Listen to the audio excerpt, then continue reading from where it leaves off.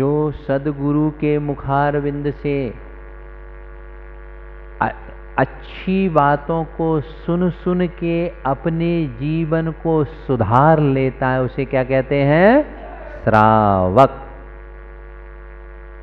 इसके लिए आसाधर पंडित जी हमारे हुए हैं। ये वर्तमान के पंडित नहीं हैं, आज से लगभग 1200 वर्ष पूर्व हुए। वह सागर धर्मामृत ग्रंथ के अध्याय 1 के 15वें श्लोक में कहते हैं श्रावक का लक्षण, शृणोति गुरुभ्यः धर्मम इति श्रावकः। जो गुरुओं के द्वारा, कलयुगी नहीं, पापी भोगी आरंभ परिग्रह वाले नहीं, बीतराग मार्ग पर अनुसरण करने वाले, आत्मा और परमात्मा का श्रद्धान करने वाले, ज्ञान ध्यान और तप में लवलीन रहने वाले, ऐसे गुरुओं के मुखारविंद से जो धर्म रूपी अमृत पान करता है, उसे आसाधर पंडित जी कहते हैं, वही श्रावक है। श्रावक मतलब सुनता है। आपको कोई भी अभी एक ये बालिका भजन बोल रही थी, यदि कोई गायक अच्छी राग में भजन बोले, चाहे वह कर्नाटक में बोले या तमिल में बोले, अच्छी राग में बोलेगा तो आपको अच्छा लगेगा क्या? नहीं। इसलिए जब आदमी ये सुनेगा कि सीता का हरण क्यों हुआ था,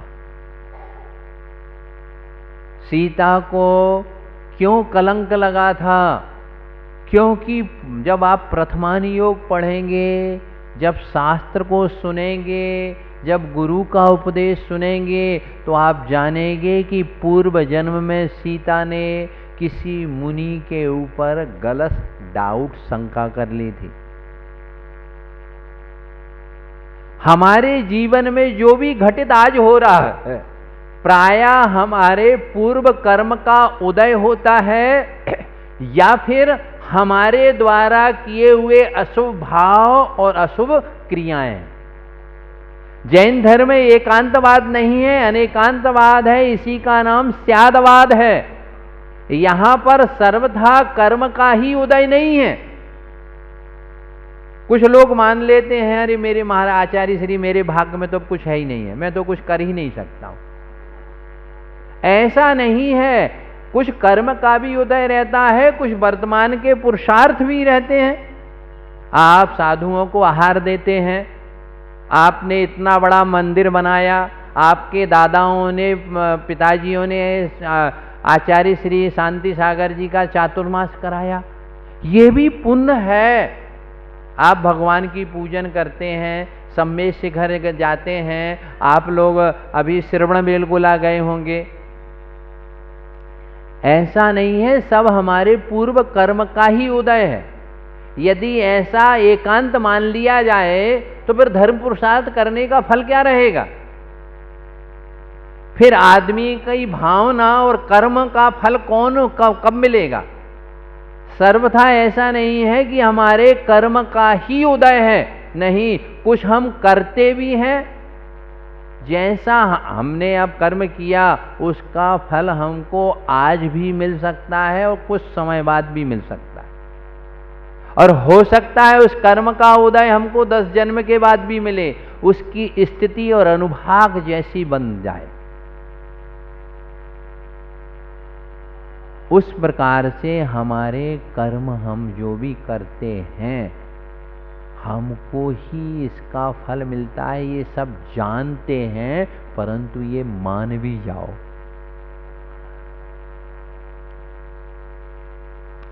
देखिए, सर्वविदित है, जिन लोगों ने अपने जीवन में पांडव पुराण पढ़ा हो या पांडव पुराण नहीं पढ़ा हो, तो तो टीवी पर जिन लोगों ने महाभारत देखी हो, सुनने का प्रभाव, जब सुभद्रा के गर्भ में अभिमन्यु थे, 5 माह के पश्चात गर्भस्थ शिशु सुनता है। जो गर्भवती मां हो जाती हैं उन्हें भक्तांबर आदि जोर जोर से पढ़ना चाहिए, उनको पूजन पाठ जोर से पढ़ना चाहिए, नमोकार मंत्र का भी जोर से पाठ करना चाहिए। सुनने का महत्व है। आज मैं सुनने की बात कह रहा हूं। बतलाइए, जब चक्रव्यूह रचा गया को जिसको बड़े बड़े योद्धा, भीम जैसे योद्धा भी उसका भेदन नहीं कर पाए थे, एक बालक ने क्यों कर दिया? क्या अर्जुन ने गर्भ में घुस के क्या बाण चलाना सिखाया था? नहीं। सिर्फ जब सुभद्रा को उदर वेदना हो रही थी तो रोचक और रूपक रूप से चक्रव्यूह भेदन कैसे किया जाता ये सुनाया था। किसको सुनाया था? सुभद्रा को। इसको सुनते सुनते वह सो गई, इसलिए वह बालक क्या हो गया? वह बालक चक्रव्यूह का भेदन तो कर दिया, लेकिन मां के सोने के कारण चक्रव्यूह से कैसे बाहर निकला जाता ये नहीं सुन पाए थे। जब एक बालक गर्भस्थ अवस्था में, चिंतन कीजिएगा, एक बालक जब गर्भस्थ अवस्था में जब किसी का उपदेश सुनकर के इतना काम कर सकता है जिसे बड़े बड़े वीर और योद्धा नहीं कर सकते। अरे आप तो पंचेंद्रिय हैं। जब जिनवाणी को जिन गुरुओं के मुख से आप लोग जैन सुनेंगे तो मैं तो कहता हूं कर्मों का चक्रव्यूह यदि भेदन करना है तो जिनवाणी के सुनने से ही होता है। आज तक इस दुनिया में जितने सिद्धात्मा हुए हैं, हो रहे हैं और होंगे, उन्होंने पूर्व जन्म में सम्यक्त की उत्पत्ति के 2 साधन, नैसर्गिक सम्यक और अधिगमत समझ। कोई भी सम्यक्त हो, एक तो गुरु के द्वारा सुनाया गया और पूर्व जन्म में भी यदि हमने धर्म को सुना है, पूर्व जन्म में भी हमने धर्म को सुना है तो वो भी सम्यक्त का कारण है। अरे राजा श्रेयांश ने कितने जन्म पहले आहार दिया था? वो संस्कार आए क्या नहीं सुनने के और देखने के? आप लोग सुनो महान आत्माओं धर्म को, मैं यही कहता हूं। जब एक बालक ने गर्भ में सुना तो चक्रव्यूह का भेदन कर दिया। अरे हम तो जब श्रद्धा और भक्ति से जब धर्म को सुनेंगे तो हमारे पाप कर्म का तो चक्रव्यूह टूटेगा। राग द्वेष का हम चक्रव्यूह का भेदन करेंगे और राग द्वेष का और पाप का जो भेदन करेगा, अभिमन्यु जैसा आपको क्या बनना पड़ेगा? धर्म श्रद्धान का योद्धा बनना पड़ेगा। और फिर क्या चलाना पड़ेंगे? बाण। कौन से बाण? 12 अनुपेक्षाओं के बाण चलाना पड़ेंगे। भेद विज्ञान का आपको ढाल पकड़ना पड़ेगी। शत्रु के रक्षा के लिए आपको उसके कहते हैं ना, आपको कवच पहनना पड़ेगा। कौन सा कवच? सद्भावना का, धर्म भावना का। ऐसा कवच जब जो पहनेगा और 10 धर्म रूपी जब वह परमाणु बम्बों को छोड़ेगा तो कर्मों के चकना चूर हो जाएंगे। इसलिए धर्म को जरूर जीवन में सुनना ही चाहिए। सर्वविदित है कि ब्राह्मणों का यज्ञ हो रहा था। यज्ञ होते समय भोजनशाला में कुत्ते का प्रवेश हो गया। कुत्ते ने जाके भोज्य सामग्री को खा लिया तो पुरोहितों को क्रोध में आके उस कुत्ते को मारा। उस कुत्ते को जब मारा तो वह मरणासन अवस्था में था। उस समय जीवनधर कुमार ने क्या कहा? आत्मा परमात्मा का उपदेश नहीं दिया, रात्रि भोजन त्याग कर दो, सप्त व्यसन का त्याग कर दो, यानी का सिर्फ क्या सुनाया था? नमोकार महामंत्र को सुनाया था। सिर्फ उस कुत्ते की अवस्था में वो तो त्र्यंच था, और आप कौन हैं? आप तो पंचेंद्रिय हैं और जैन हैं। जैन कौन होता है? जो जितेंद्रिय होता है, मन और इंद्रिय को जो जीत लेता है वही कौन होता है? जैन।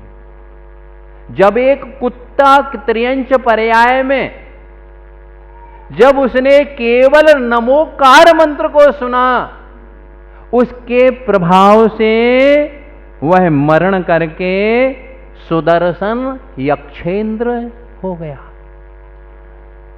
एक सिर्फ नमोकार मंत्र के सुनने मात्र से, जब आप नमोकार मंत्र को श्रद्धा से और भक्ति से जाप करेंगे तो आपके पाप कट जाएं, इसमें कोई आश्चर्य और अतिशयोक्ति की बात नहीं है। मानात्मा सभी आप लोग जानते हैं, फिर भी व्यक्ति को सुनाना आवश्यक है। सुनिए, आप लोग कॉलेज में या स्कूल में जो भी स्टूडेंट है ना, वो पढ़ते हैं, क्या उनके गार्जियन जब एडमिशन कराते हैं तो एडमिशन फीस और सालाना की फीस या मंथली फीस आपको भरना पड़ती है? नहीं। तभी आप वहाँ एडमिशन ले सकते हैं और इस स्कूल में पढ़ सकते हैं। ये फीस देना कंपलसरी है पढ़ने के लिए। ऐसे ही जैसे आप बिजनेस करते हैं, तो बिजनेस करते हैं तो इनकम टैक्स और सेल टैक्स आपको देना पड़ता है ना, तभी आप बिजनेस करते हैं। और अभी कौन सा टैक्स लग गया जी? जीएसटी टैक्स आपको देना ही पड़ेगा, नहीं तो बिजनेस कर नहीं सकते हो। बिजनेस करना है तो देना ही पड़ेगा। खेती भी व्यक्ति करता है, कृषक है यदि, तो उसे भी लगान देना ही पड़ती है, राजस्व विभाग में देना ही पड़ती है टैक्स। आप फॉरेन से कोई चीज परचेज करके लाएंगे तो एक्साइज ड्यूटी आपको देना ही पड़ती। बोलो, देना पड़ती क्या नहीं? ऐसे ही साधु को भी श्रावक को टैक्स देना पड़ता है। जैसे स्टूडेंट को अपनी फीस देना पड़ती है, बिजनेसमैन को जैसे इनकम टैक्स, सेल टैक्स और टैक्स देना पड़ता है। फॉरेन से सामान लाओ तो क्या देना पड़ता है? एक्साइज ड्यूटी देना पड़ता है। ऐसे साधु को भी श्रावक को टैक्स देना पड़ता है। जो हम दे रहे हैं ना, ये टैक्स है। धर्म जो सुना रहे हैं आपका खाते हैं ना, ये हम आपको टैक्स दे रहे हैं। इसलिए धर्म को सुनो महान आत्माओं, टैक्स देना कंपलसरी है। आप लोग भी क्या करते हो? आप लोग देखो, हमारे आचार्यों ने, भगवंतों ने क्या कह दिया? आहार दान जो है वह गृहस्थ जीवन में आरंभ और परिग्रह, भोग और भोजन में जो आपके पाप होते हैं उनका प्रक्षालन के लिए श्रद्धा भक्ति पूर्वक जो आप आहार देते हैं वो आपके टैक्स रूप में आपके पाप कट जाते हैं। ऐसा धर्म को सुनो महानात्मा। आप लोगों को सर्व विदित है, सभी जानते हैं। पार्श्वनाथ के कुमार अवस्था में मरते नाग नागिन को उन्होंने क्या सुनाया था? वो मर के क्या हुए? यक्ष यक्षिणी भगवान के बने। जो यक्ष यक्षिणी होते हैं ना, राजवार्तिक ग्रंथ में अकलंक देव आचार्य ने लिखा है, वह नियम से भवनवासी हैं, नंबर 1, और नियम से सम्यक दृष्टि ही होते हैं। नियम से निकट भव्य और सम्यक दृष्टि मोक्ष प्राप्त करने वाले होते हैं। राजवार्तिक में अकलंक देव आचार्य भगवंत ने लिखा है। और भगवान के समूह शरण में सबसे पास में कौन रहता है? गणधर भगवान तो सभा में बैठते हैं, सौधर्मिंद भी सभा में बैठता है और चक्रवर्ती दूर बैठता है। भगवान के बिल्कुल बाजू में कौन रहते हैं? नियम से वह सम्यक दृष्टि होते हैं। नमोकार मंत्र सुनने के प्रभाव से उन नाग नागिन क्या बन गए? देव बन गए और भगवान के यक्ष यक्षिणी बन गए। हम तो यही भावना करते हैं। आप लोग धर्म को सुन करके महावीर जयंती तक तो हमारा यहाँ रहने की पूर्ण संभावना है। तब तक हम तो यही भावना भाते हैं कि आप सब लोग इतना धर्म सुन रहे हैं तो जरूर इनमें से कोई